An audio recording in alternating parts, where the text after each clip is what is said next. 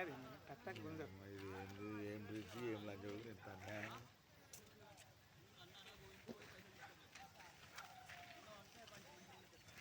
తెలంగాణ ప్రజలారా, ప్రజాస్వామిక మేధావులారా, విద్యార్థులారా, బుద్ధిజీవులారా, మట్టి మనుషులారా, ఓ మేధావులారా, ఓ ఓ విద్యార్థి నాయకులారా, వినండి. మన కాక తెలంగాణ జాతిపిత 80,000 బుక్కులు చదివిన అన్న మేధావి కట్టిన బ్రిడ్జి ఇది. Maneru bridge, Odedu to Garmillapalli. ఈ బ్రిడ్జి ఈ అనుసంధానం, ఈ బ్రిడ్జి కడితే అది చదువులింది 100 కోట్లు. ఈ తెలంగాణ ప్రజల రక్త చెమటల, ఈ తెలంగాణ ప్రజల ఖజానాను కట్టిన బ్రిడ్జి అది చదువులింది. కూలి ఇగో ఇరిగింది, మళ్ళా కూలి పనుడే కాదు, ఇరిగింది. ఇగో చూడండి. ఓ బుద్ధిజీవులారా, ఓ ప్రజలారా, మూడు దిక్కుల ఈ బ్రిడ్జి కూలింది.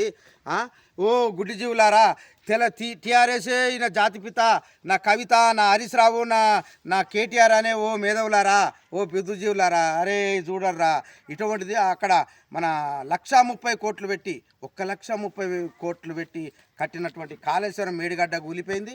అన్నారం బుంగ కుంగిపోయింది. మొత్తం ఈరోజు మన దేశ ఖజానా లాజ్ చేసినటువంటి పరిస్థితి.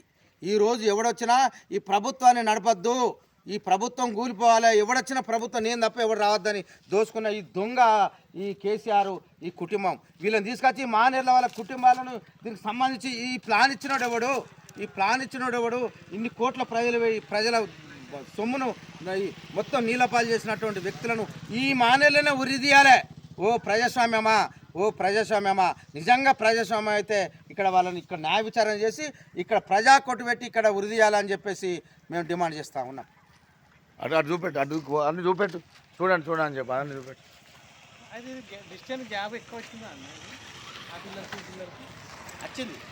వచ్చిందంటే ప్లాన్ వచ్చింది ఇక్కడ ఎక్కువ నీకు మధ్య